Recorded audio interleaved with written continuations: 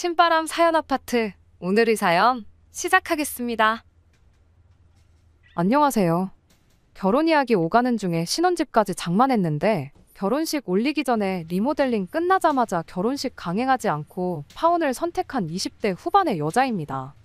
부모님들이 자식 고생하는 거 보기 싫어하는 만큼 자식들도 부모님 고생하는 거 보기 싫어하는 게 당연한 마음이겠지요. 그런데 그 마음 때문에 파혼하게 되었습니다. 저보다 저희 부모님이 이 결혼에 대해서 저보다 더 적극적인 편이셨어요. 그도 그럴 게 제가 원래 결혼에 대해서는 크게 욕심이 없는 편이었거든요.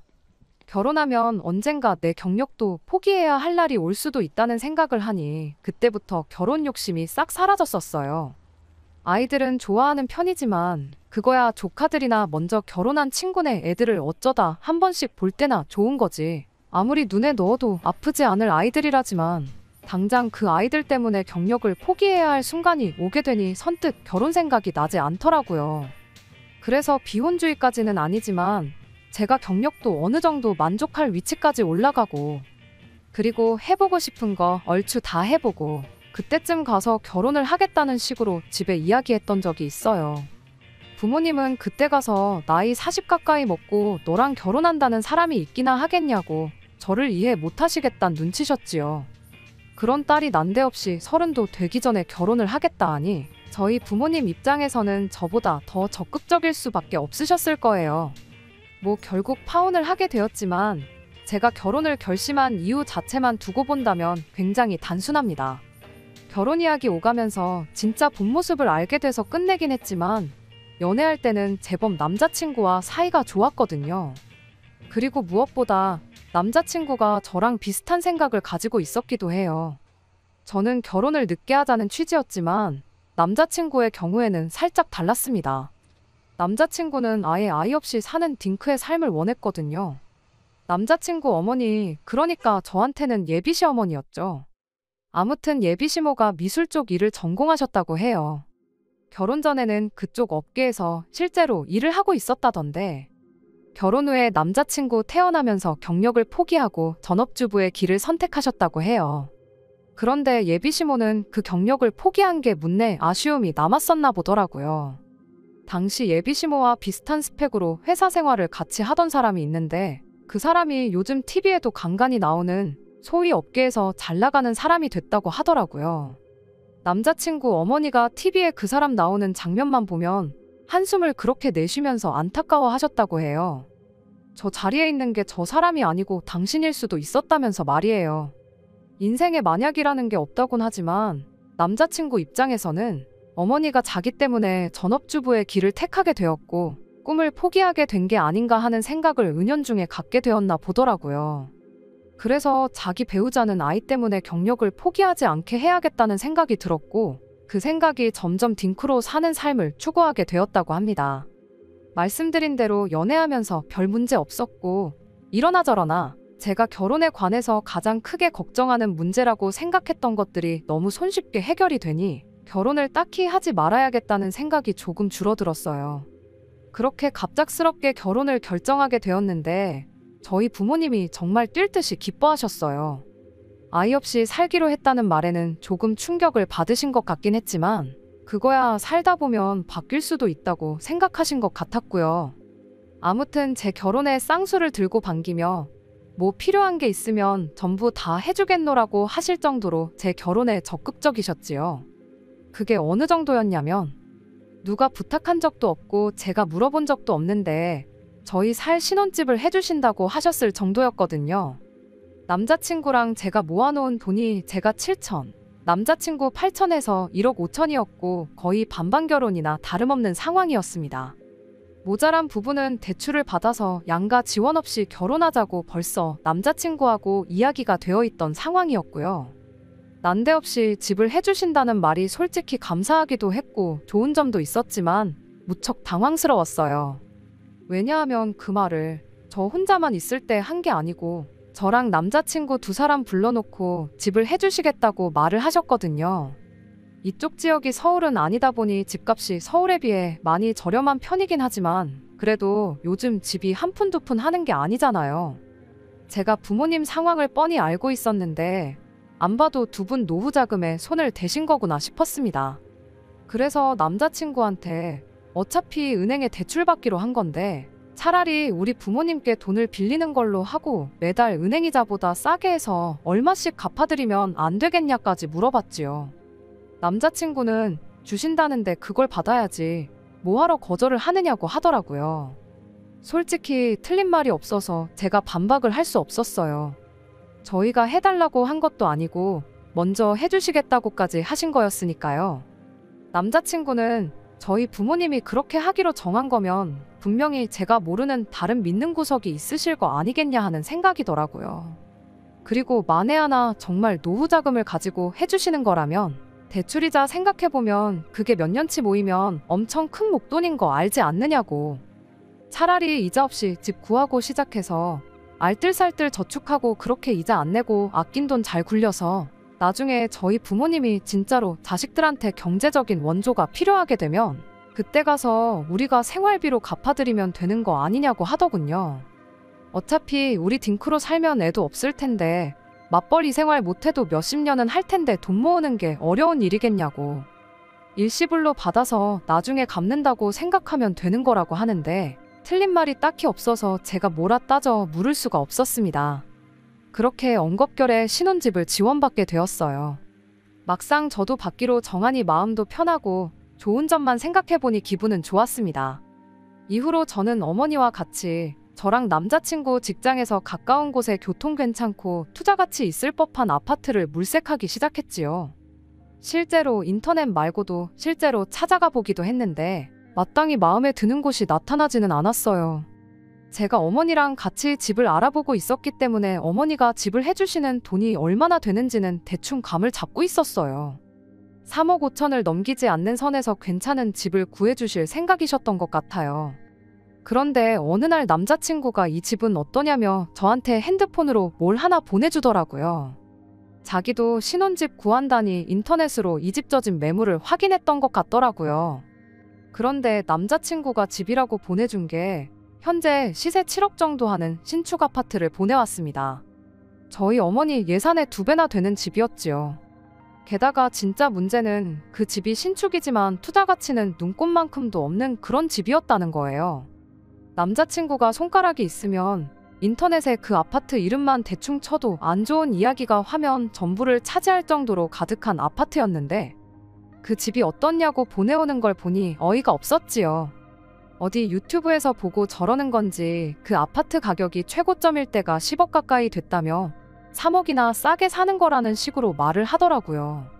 세일도 이런 세일이 없다며 신혼집은 그 집으로 가면 어떻냐고 자꾸 물어보는데 신도시 개발 열풍에 얻어걸려 지어진 하자투성이 아파트인 걸 떠나서 이미 집값이 부모님 돈에 저희 모아놓은 돈까지 합쳐도 턱없이 모자란 상황이라 그건 안 된다 했습니다. 이 집은 예산도 초과하고 좀 아닌 것 같다고 솔직하게 말했더니 남자친구 한다는 소리가 자기는 신축 아니면 살기 싫답니다. 그 말에 답답해서 제가 그러면 당신도 집에서 돈 좀 지원받아 오라고 어차피 반반 결혼하기로 했는데 똑같이 받아오면 그 집에서 신혼살림 차릴 수 있겠다고 이야기해줬죠. 그랬더니 우리 엄마는 집 해준다고 해준 적도 없고 아마 그 정도 돈도 없으실 거다 하면서 안 된다는 식으로 말을 하더라고요. 그러면 불만 갖지 말고 집 해준다는 사실만 해도 감사하다 생각하고 형편대로 살라고 한마디 하고 말았지요. 그때까지만 해도 남자친구가 특히 엄마 일에는 니네 엄마 다르고 우리 엄마 다르다 하는 그런 성격이라는 걸 전혀 눈치채지 못했습니다. 아무튼 그렇게 발품 팔다가 괜찮은 집을 구하게 되었어요. 급매물로 나온 덕분에 가격도 다른 집에 비해 엄청 괜찮기도 했고 애매하게 오래된 아파트라 주변에 재개발 호재도 있었지요. 출퇴근하기에 주변 대중교통도 잘 돼 있고 게다가 이 근처에 새로 지어진 신도시랑도 인접해 있어서 그건 그거대로 신도시에 새로 지어진 인프라들을 이용하기에도 아주 용이한 곳이었습니다. 신축 노래 부르던 남자친구도 막상 아파트 계약 다 끝내고 나서 잔금 치르고 열쇠 받아 집에 들어갔더니 기분 하나만큼은 좋아 보이더라고요. 그러다 문제가 생긴 게 하나 있으니 그게 명의 문제였어요. 제 명의로 집을 계약했다는 사실을 알고는 엄청 서운해 하더라고요. 우리 부모님 돈으로 나한테 사준 집이나 마찬가지인데 당신이 아쉬울 게 뭐가 있느냐 했지요. 혼인신고도 일부러 몇 년 살아보고 하는 사람들이 대다수인데 집 명의도 그렇게 생각해보면 다를 게 없지 않냐고 했습니다. 남자친구는 그래도 기분이라는 게 있는데 좀 서운하다는 식으로 나왔지만 결국 더 대꾸할 말이 없었는지 순순히 인정을 했어요. 대신 저도 이 집을 평생 제 명의로 두려는 생각은 아니었지요. 혼인신고 안 한 부부들이 평생 혼인신고 안 하는 게 아닌 것처럼 저도 제 명의로 두고 있다가 어느 정도 남자친구와 부부 사이로 몇 년 살아보고 확신이 생기거든 그때 공동명의로 바꿔도 되는 부분이라고 생각했거든요. 그리고 남자친구한테 공동명의 아닌 게 그렇게 문제가 된다면 이 신혼집에 들어가는 혼수부터 리모델링 비용도 전부 다 내가 모아놓은 돈으로 할 테니 당신이 모아놓은 돈은 고스란히 당신이 관리하고 있다가 나중에 만약에 이 집을 공동명의로 돌리게 된다면 그때 가서 재산을 합치는 걸로 하자고 제안을 했지요. 그리고 그렇게 하면서 이 집 명의 문제 가지고는 더 이상 아무 문제 제기도 하지 말고 불만 갖지 말라고 딱 못을 박아놓았어요. 남자친구도 합리적인 것 같다 말하고는 그 이후로 공동명의 이야기를 직접 꺼낸 적은 없었습니다. 아무튼 신혼집까지 구해진 마당에 이후에 결혼 준비는 순풍만난 돛담배 마냥 빠르게 진행되기 시작했어요. 결혼 비용 전반적인 걸 제 돈에서 해결하기로 했기 때문에 리모델링을 제일 나중으로 미루게 되었습니다. 그렇게 결혼식 날짜까지 다 잡고 청첩장까지 다 돌렸고 결혼식을 2달 앞둔 시점에서 리모델링 공사를 시작하게 되었어요. 리모델링 또한 저랑 저희 어머니가 직접 여러 업체에 견적 내보고 발품 팔아가며 가장 괜찮아 보이는 곳에 의뢰를 하게 된 거였습니다. 남자친구는 뭐 하나 도와준 게 없었어요. 공사 시작한 첫날에 궁금해서 퇴근하고 남자친구랑 같이 신혼집 구경 가자고 찾아갔어요. 벽지며 장판이며 샷이며 다 뜯어놓은 상황이었고 진행 과정이 생각보다 더 빠른 것 같아 안심이 되는 차였는데 저희 맞은편 앞집에서 인기척을 느꼈는지 문 열고 나와서는 저희한테 인사를 하더라고요. 그런데 현장일 하시는 분들 중 몇 명이 공사 중인 집에서 담배를 그냥 태우시는 것 같다. 그런데 그 냄새가 복도며 계단으로 해서 엄청 번지는 것 같다는 이야기를 해주셨어요. 거기에 노래도 엄청 크게 틀어놓고 이래서 첫날인데도 아주 주변 이웃분들 불만이 이만저만이 아니었다는 이야기를 해주더라고요. 그분들이야 공사 끝나면 이 집에 어지간해선 2번 다시 올 일이 없겠지만 계속 살아야 하는 저희는 경우가 다르잖아요. 그래서 업체에다 전화해서 현장일 하시는 분들 고생 많으신 건 알지만 이웃분들 불만 없게 조치 좀 잘 좀 취해달라고 부탁했네요. 잘 해결된 줄 알았는데 그게 또 아니더라고요. 공사 시작하고는 철거 작업 위주다 보니 첫날 말고는 일부러 집에 들를 필요가 없었는데 3일 차인가 또 진행 상황이 궁금해서 다녀와 봤더니 이웃분이 또 어떻게 알고는 쫓아나와 오히려 노래소리도 더 커지고 흡연도 지정된 장소가 아니라 아무 데서나 한다는 이야기를 또 하시는 거예요. 이래선 안 되겠다 싶어서 현장 감독까진 아니지만 중간중간 직접 가서 확인하고 그러는 게 좋겠다는 생각이 들었습니다.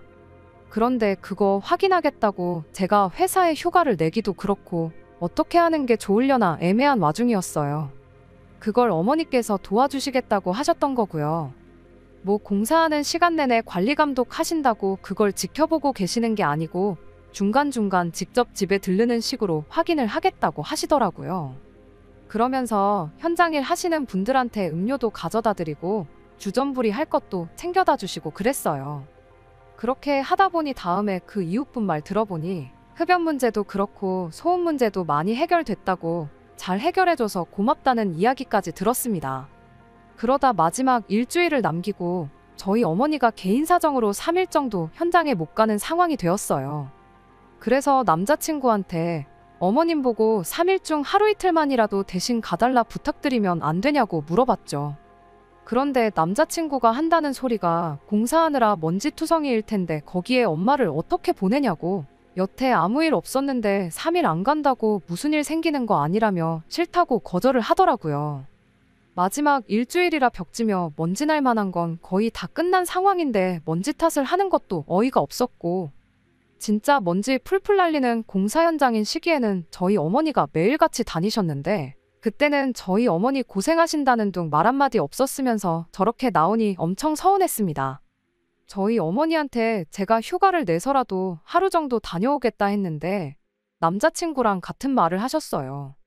그간 해놓은 게 있어서 3일 안 간다고 뭐 달라질 것도 아니고 말 맞다나 큼직큼직한 건 다 끝났는데 문제 생길 거 없으니 걱정 말라고 하시면서 말이죠. 아무튼 그렇게 리모델링 공사가 완전히 다 끝이 나고 말았습니다. 같이 살 집이니 남자친구랑 공사 끝나자마자 찾아갔지요. 샤시부터 해서 정말 전부 다 뜯어고친 거나 마찬가지다 보니 신축 타령하던 남자친구도 집 좋다고 하면서 엄치를 치켜들고 그랬어요.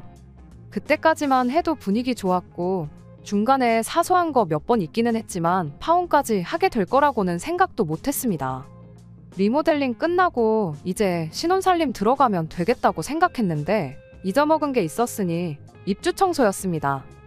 결혼식까지 한 달 정도 시간이 남아있기는 했는데 그래도 몇몇 가구나 인기 많은 모델은 품절 될 경우에 추가적으로 기다려야 하는 상황이 올 수도 있다고 해서 입주 청소를 서둘러 알아보게 되었습니다.